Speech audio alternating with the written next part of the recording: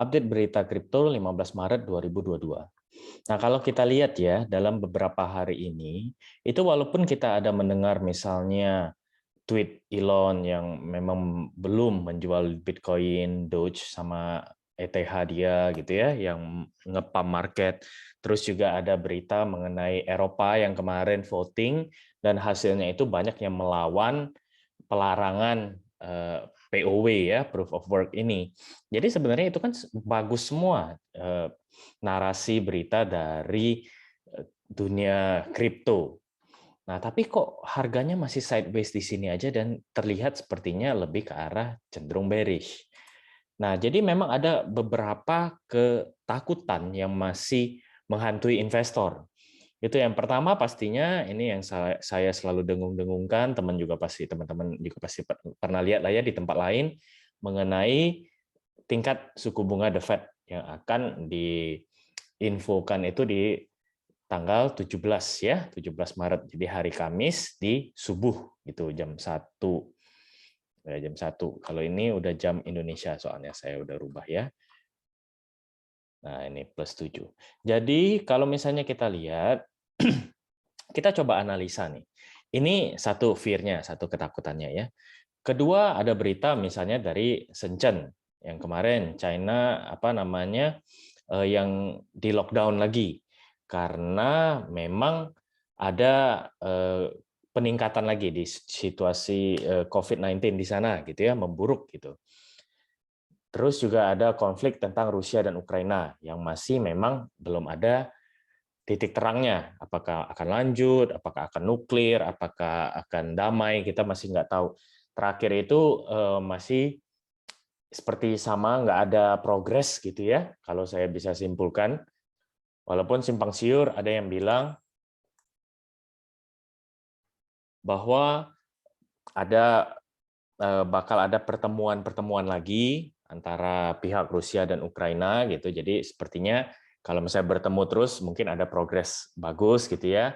Tapi sedangkan kita lihat sanksi-sanksi dari Uni Eropa, dari NATO, Amerika itu tetap aja berjalan dan juga malahan sepertinya memburuk gitu ya. Nah, belum lagi harga itu berarti sudah 3 ya. Jadi Shenzhen, The Fed, eh, Rusia, Ukraina, terus ada oil ya, harga minyak yang naik terus gitu. Nah, naiknya ini takutnya kembali ke inflasi yang pernah saya bagikan ya di video sebelumnya yang mengenai resesi, kemungkinan resesi. Nah, itu belum lagi yang kelima resesi kemungkinannya gitu. Jadi memang banyak sekali ketakutan di sekarang ini gitu di situasi makroekonomi. Nah, kalau misalnya kita lihat itu yang membuat investor-investor itu pada takut gitu ya. Jadi begitu ada kenaikan sendiri, wah itu langsung di TP atau mungkin dia cut loss atau bagaimana gitu ya. Kalau kita lihat dari Nasdaq pun ya, itu juga penurunannya udah cukup signifikan loh. Jadi kalau misalnya dihitung itu sudah minus 20%. Kalau di bawah lebih dari minus 20%, berarti Nasdaq sudah di bear market kalau secara definisi gitu ya. Nah, kalau di di BTC ya udah berapa kita hitung dari waktu itu pun sudah bear market. Nah, kalau kita bandingkan dengan dot com bubble itu waktu itu penurunannya itu bisa sampai minus 80% untuk saham. Ngeri sekali ya. Jadi orang ya kalau mau beli sekarang pasti ada trauma ke arah sana gitu. Nah, tapi coba kita analisa apakah memang bisa ke arah sana. Nah, yang pertama tadi misalnya contoh tentang The Fed. The Fed sudah bilang dari minggu-minggu kemarin bahwa mereka akan menaikkan suku bunga. Kemungkinan besar 25 basis point. Dan Jerome Powell juga membandingkan dengan situasi di 2004 yang ada kenaikan 17 kali. Dan itu pun ya kalau memang terjadi ya nggak apa-apa gitu, nggak ada efek kaget lagi. Kalau misalnya memang sesuai ekspektasi ya, kecuali Jerome Powell tiba-tiba bilang kita naikin 50 basis point atau 100 basis point gitu di 17 Maret, wah itu market bisa dump parah. Nah, kalau enggak, saya rasa harusnya paling sideways dan malahan kemungkinan akan naik itu penurunan sedikit jadi bentuk V gitu ya, penurunan sedikit baru akan naik. Terus kita bicara mengenai Shenzhen. Nah, Shenzhen ini kalau kita sudah tahu China handle COVID ini seperti apa gitu ya. Mereka begitu ada kenaikan sedikit, mereka lockdown, berapa hari kemudian biasanya sudah oke. Nah, ini kita nggak tahu memang apakah ada varian baru atau apa gitu ya, sampai membuat mereka lockdown lagi. Tapi kita tahu bahwa treatment mereka untuk COVID ini biasanya cepat. Jadi itu saya lihat dua hal ini masih oke gitu ya, atau mengarah kepada justru positif. Nantinya ya loh ya, kita bilang skenario ke depan. Terus yang ketiga tadi masalah mengenai perang Rusia dan Ukraina. Apakah bisa memburuk? Nah, sekarang kita sudah melihat bahwa yang paling buruk itu yang bisa terjadi itu adalah perang nuklir atau perang dunia ketiga. Kalau menurut saya ya. Kalau itu pun terburuk banget. Kalau sudah memang itu terjadi ya udah itu pasti sudah ya semuanya juga hancur gitu. Kita nggak usah ngomong soal makroekonomi lagi gitu atau kripto lagi gitu ya. Saham segala macam juga pasti ambrol. Nah, tapi apakah ada kemungkinan ke sana? Sejauh ini menurut saya enggak. Dari gelagatnya Amerika pun mereka ya berusaha untuk tidak sampai ke sana gitu ya, sampai perang dunia ketiga. Nah, jadi kemungkinan terburuk itu sepertinya bisa dihindari. Jadi masih ada positifnya lah ya, kemungkinan ke depannya itu lebih mengarah ke positif, maksud saya itu. Terus yang keempat tadi kemungkinan misalnya resesi, gitu ya. Oh, harga minyak, sorry, harga minyak yang naik gitu. Nah, harga minyak yang naik ini menyebabkan inflasi juga bakal naik. Saya pernah bahas di video sebelumnya itu ya. Nah, kalau misalnya harga minyak terus naik, apakah memang tidak ada upaya dari negara-negara lain untuk juga mengintervensi gitu dari skenario buruk, yaitu kenaikan lagi nantinya. Dan kalau kita lihat ya berita-berita terakhir itu harga pun sudah mulai menurun gitu. Nah, seperti ini kemarin tuh harganya turun di bawah $100 udah. Terus juga katanya ada berhubungan dengan Shenzhen yang lockdown ini.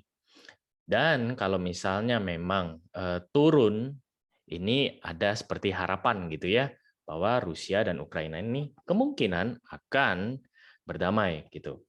Jadi memang kalau kita lihat sebenarnya posisinya kalau kita berusaha untuk memprediksi gitu ya masa depan walaupun ya nggak ada yang bisa lah ya, saya juga bukan peramal. Tapi kalau dilihat posisinya itu memang seharusnya lebih positif ke depannya. Jadi memang ada ketakutan yang terakhir, yaitu contohnya resesi gitu ya. Nah, resesi ini tentu masih ada kemungkinan terjadi, tapi apakah akan terjadi dalam waktu dekat? Ya, no one knows gitu. Walaupun misalnya kalau kita lihat dari segi aspek yang tadi ya, misalnya 5 faktor tadi itu, 4 faktor ini sepertinya skenario buruknya itu sudah agak berkurang gitu loh, kalau menurut saya pribadi ya. Jadi sebenarnya ke depannya harusnya akan lebih positif. Nah, ini pandangan saya pribadi tentunya melihat dari berita gitu ya. Nah, jadi kalau pertanyaan, oh kapan? Oh berarti bisa boleh serok segala macam ya itu kita balik lagi lihat misalnya tokennya apa. Ini kalau kita bicara mengenai kripto ya. Terus juga secara teknikal bagaimana? Karena memang kalau misalnya memang posisi sekarang extreme fear begini, ya bisa masih turun lagi gitu. Tapi setelah misalnya tanggal 16, tanggal 17 nanti sudah ada kepastian dari The Fed, kemungkinan menurut saya yaitu tadi ada mulai kenaikan. Nanti ada berita bagus juga dari Shenzhen, misalnya nggak lockdown lagi, ada lagi kenaikan. Nah, dari Nasdaq mungkin mengikuti segala macam.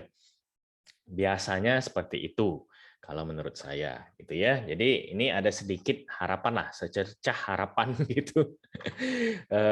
Kecuali misalnya memang ada black swan event. Nah, itu hal-hal yang tidak kita expect. Nah, misalnya tadi perang nuklir atau ada misalnya Delta Omicron versi 3 gitu ya atau apa amin-amin. Nah, jadi ada varian baru dari COVID. Nah, itu bisa jadi. Jadi perlu dipantau 5 hal ini sejauh ini gitu ya. Apakah memang ada perubahan ke arah positif atau ke negatif. Kalau misalnya positif tentu berarti kripto ke depannya lebih akan cenderung positif gitu. Nah, jadi penentuannya memang tanggal 17 nanti. Nah, teman-teman mungkin bisa jadikan ini pertimbangan, pandangan saya ini seperti apa gitu ya. Apakah misalnya memang ini waktunya untuk panik, ataukah ini waktunya untuk justru belanja, ataukah ini waktunya untuk ngelong, ya itu terserah kepada teman-teman sendiri gitu ya. Karena tanggung jawab finansial teman-teman ya juga berada di diri sendiri semua gitu. Nah, cuma ini saya share pendapat saya aja. Semoga bermanfaat dan juga tentu kalau misalnya ada update-update yang lebih real time gitu ya, saya pasti akan update juga ke teman-teman gitu. Bisa lihat juga di Telegram dan Instagram biasanya lebih real time. Kalau YouTube biasanya saya lebih meng-compile ya, memberikan kesimpulan semua apa yang saya pikirkan dan apa yang terjadi gitu di waktu itu gitu. Jadi misalnya ada update, contoh misalnya nanti ada harga minyak naik lagi gitu ya. Nah, ini bisa berubah lagi gitu. Jadi memang perlu untuk kita update situasi, terutama yang lagi serba tidak pasti ini sekarang gitu ya. Oke, semoga membantu dan bermanfaat. Jika teman-teman suka dengan video saya seperti ini, bisa bantu saya untuk like dan subscribe, serta komen dan share ya video ini, supaya teman-teman lain juga bisa mendapatkan manfaatnya. Oke, thank you.